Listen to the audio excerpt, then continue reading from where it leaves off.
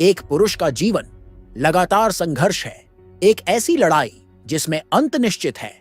Schopenhauer. लेकिन उसी हार में, उसी रोजमर्रा की पीड़ा में जीवन का अर्थ छिपा है। वह तुम्हारे जख्मों पर मुस्कुराई, क्योंकि वह नहीं चाहती थी कि वह ठीक हो, बल्कि इसलिए कि वे जख्म साबित करते थे कि तुम उसके लिए लड़े, उसके लिए लहूलुहान हुए।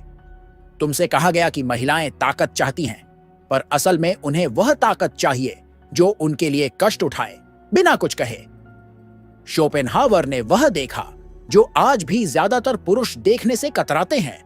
महिलाओं की सबसे बड़ी कमी है न्याय का अभाव। यह कठोर लगता है, लेकिन सोचो, न्याय की शुरुआत होती है बलिदान की कद्र से। और बहुत सी महिलाओं के लिए तुम्हारा त्याग कोई एहसान नहीं, बल्कि एक स्वाभाविक कर्तव्य है। यह नफरत नहीं है, यह प्रकृति है। तुम्हें धोखा किसी और ने नहीं दिया, बल्कि तुम्हारी अपनी कल्पनाओं ने। तुम्हें लगा कि अगर तुम सच्चा प्यार करोगे, बिना शर्त त्याग दोगे, तो वह तुम्हारी कदर करेगी। लेकिन वह पीड़ा जो तुमने चुपचाप सही, वह उसके लिए कोई बोझ नहीं थी। वह तो तुम्हारी प्रस्तुति थी। जब शोपेनहावर ने कहा कि महिलाएं मुख्यतः प्रजनन के लिए बनी हैं, तो वह निंदा नहीं कर रहे थे, वह सच्चाई को उजागर कर रहे थे।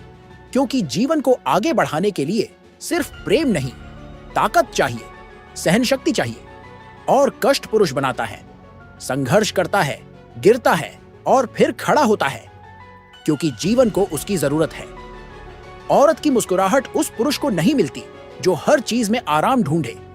वह मिलती है उस पुरुष को जो टूटकर भी उठता है, जो दर्द में भी मौन रहता है। प्राकृतिक चयन में महिलाएं उस ताकत को नहीं चुनती जो शांत हो, बल्कि उस ताकत को चुनती हैं जो पीड़ा में भी अडिग हो। प्रकृति ने महिलाओं को दी है तात्कालिकता की दृष्टि। वो दूर की योजना नहीं देखती, वो देखती है अभी यहीं जीवित रहना। शोपेनहावर ने लिखा, प्रकृति ने महिला को सुरक्षा के लिए कपट की कला दी है। जब वह तुम्हें परखती है, अनदेखा करती है, कसौटी पर रखती है, तो वह दुश्मन नहीं है, वह प्रकृति है। उसकी दुनिया में वही पुरुष टिकता है जो दर्द सहकर भी खड़ा रहता है। और इसी वजह से वह तुम्हारी पीड़ा से नहीं डरती, वह उससे तुम्हारा मूल्य आंकती है। वह तुम्हारा दर्पण भी है और तुम्हारी आग भी।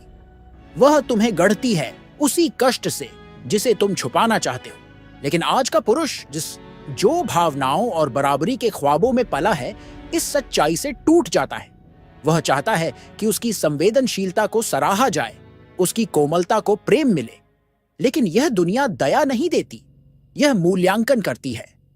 यह संदेश महिलाओं के खिलाफ नहीं है, यह जागरूकता के लिए है।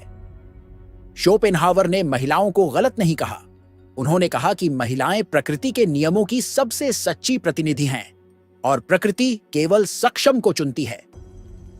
जब एक महिला प्यार करती है तो पूरा समर्पण करती है, लेकिन उस प्यार की जड़ में होता है आत्मरक्षण। कोई क्रूरता नहीं, बल्कि जरूरत। अगर तुम्हारा त्याग, तुम्हारी विनम्रता, तुम्हारा मौन प्रेम किसी ने नहीं देखा, तो इसका कारण नफरत नहीं था।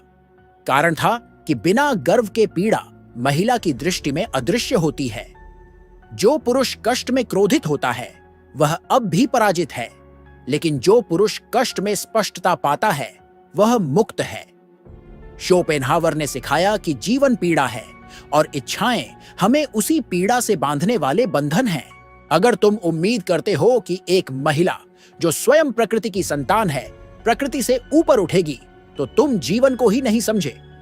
महिला को प्रकृति ने आदेश मानने के लिए बनाया है। शोपेनहावर ने लिखा, यह कोई दमन नहीं, यह एक सत्य है। पुरुष निर्माण करता है, महिला चयन करती है। पुरुष सहता है, महिला उसी को स्वीकारती है जो सबसे अच्छा सह सके। अगर यह बातें तुम्हें क्रोधित करें, तो क्योंकि यह तुम्हारी सिखाई हुई झूठी उम्मीदों को तोड़ रही है। तुम पैदा नहीं हुए थे कि तुम्हें प्यार मिले तुम्हारी मासूमियत के लिए। तुम पैदा हुए थे परीक्षण के लिए। और जब तुम उन परीक्षाओं को पार करते हो, बिना कटुता, सिर्फ समझदारी से, तब तुम उस खेल से ऊपर उठते हो। शोपेनहावर ने कहा कि एक महिला की बुद्धि बच्चों जैसी होती है, अभी की जरूरतों पर केंद्रित। वह तुम्हारी हार की योजना नहीं बनाती, वह बस एक अलग फ्रीक्वेंसी पर चलती है, और उस फ्रीक्वेंसी में आराम स्थिरता से कम अहम है। जरूरी है सुरक्षा, और सुरक्षा उसी पुरुष में मिलती है जो आंधियों में भी नहीं डगमगाता। तुम्हारी गलती थी सहानुभूति मांगना, जबकि तुम्हें चाहिए था सम्मान। तुमने अपने जख्म दिखाए इलाज की उम्मीद में, लेकिन उसे दिखाई देते हैं सिर्फ वे जख्म जो घाव नहीं, गौरव बन गए हों। पुरानी कथाओं को देखो, वे नायक जिन्होंने स्त्रियों का प्रेम जीता, वे सबसे कोमल नहीं थे, वे सबसे मजबूत थे। जो बहिष्कृत हुए, अपमानित हुए, लड़े, हारे और फिर भी टूटे नहीं। अखिलीस, ओडिसियस। पुरुष जो पीड़ा में भी स्थिर रहे। तुम्हारा कष्ट तुम्हारा श्राप नहीं है, वह तुम्हारी अग्नि परीक्षा है। और अगर उसे लगता है कि वह तुम्हें पीड़ा दे रही है, तो इसलिए नहीं कि वह तुम्हें तोड़ना चाहती है, वह देखना चाहती है कि तुम उसमें से कैसे उभरते हो। तुम इस सच्चाई से भागकर नहीं जीत सकते। तुम उसे अपनाकर ही उसे मात दे सकते हो, और जब तुम यह करोगे, तब तुम्हें उसकी स्वीकृति की जरूरत नहीं रह जाएगी। यह संदेश नफरत का नहीं है, यह निर्माण का है। एक महिला तुम्हारा शत्रु नहीं है, वह प्रकृति की वह शक्ति है जो तुम्हें या तोड़ेगी या तुम्हें आगे ले जाएगी।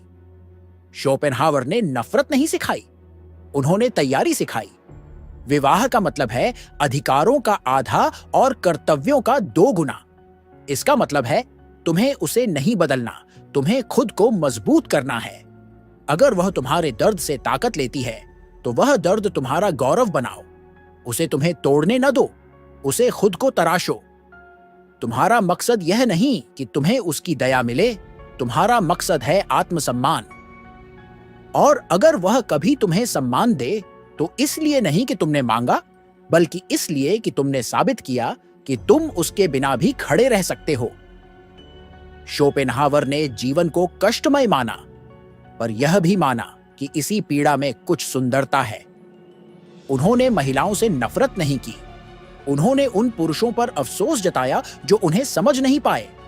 इसलिए खुद को बनाओ, पहले अपने लिए, फिर इस दुनिया के लिए।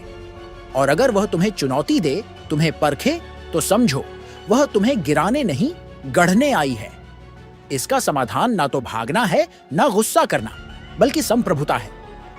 अपना जीवन बनाओ, ऐसा जीवन जहां उसका होना सौभाग्य हो, जरूरत नहीं। और जब तुम उससे मिलो, तो जरूरतमंद होकर नहीं, पूर्ण होकर मिलो।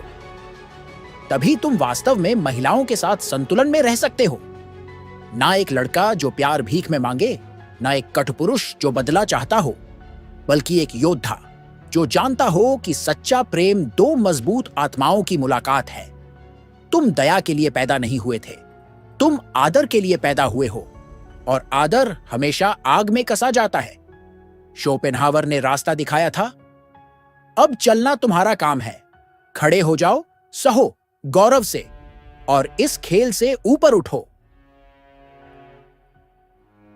अगर इस संदेश ने तुम्हारे भीतर कोई पुरानी भूली हुई सच्चाई जगा दी हो, तो हमारे साथ खड़े हो जाओ।